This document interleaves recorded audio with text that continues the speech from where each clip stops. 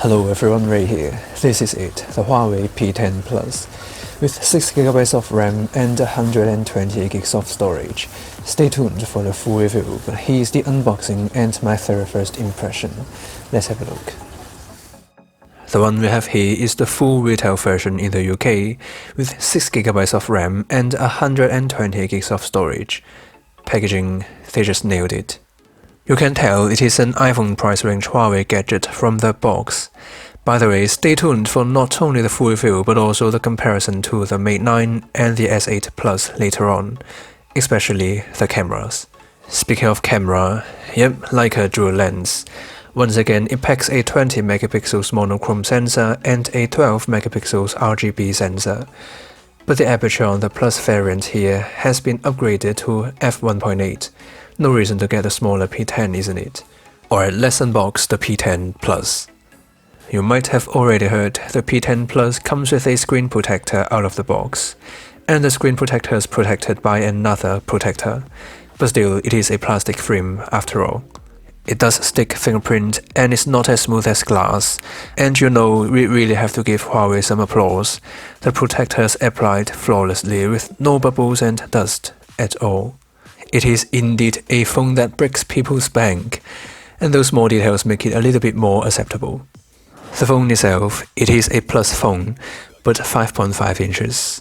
The bezels, however, are much thinner than the iPhone and the Pixel, especially the two sides. Screen-to-body ratio might not be the highest, the S8 Plus, but as a phone that packs a regular 16:9, 5.5 inches display, it is one of the most manageable Plus or XL phones.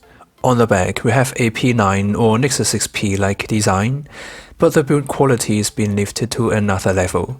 Even the glass panel on the back has got 2.5D edges. Build quality is basically fantastic. But boring.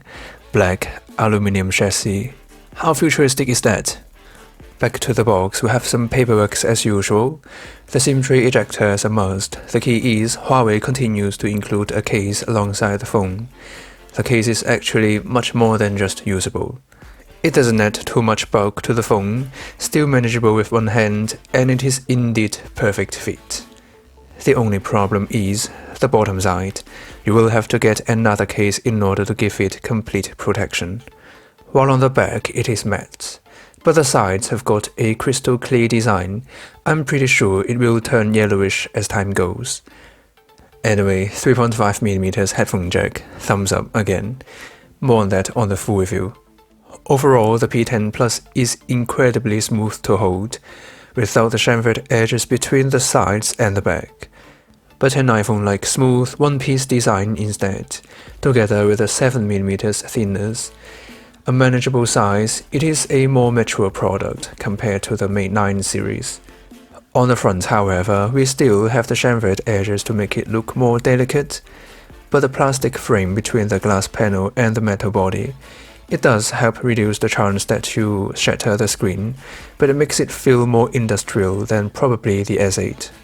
The antenna bands are also inspired from somewhere else, not necessarily a bad move though. But you know, keeping all the goodies from its predecessors while improving and eliminating all the flaws. Like keeping the distinct textured power button, while giving it a stronger feedback than the Mate 9, together with the right size, smooth texture as a whole, but no physical new inventions, like the Infinity Edge display. It is a safe bet for Huawei, and a boring phone for us. Performance and hardware though maybe are the main reasons to get this phone. 6GB of RAM and the Kirin 960 processor. Same as the Mate 9, it is the absolute fastest and smoothest phone I've used. Can't wait to test it out with a standard apps opening speed test, see if there's any improvement over the Mate 9. The navigation buttons, however, there's clearly more space than needed to put the regular back and recent apps key on the chin, but they didn't.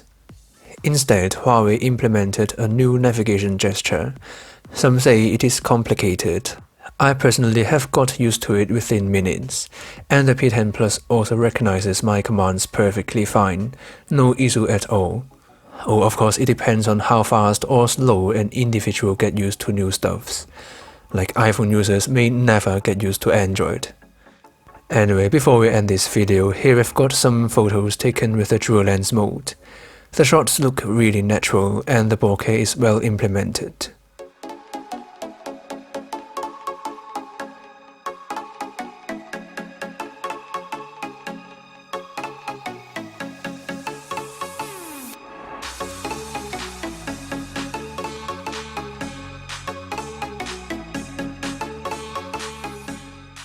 After all, stay tuned for the full review.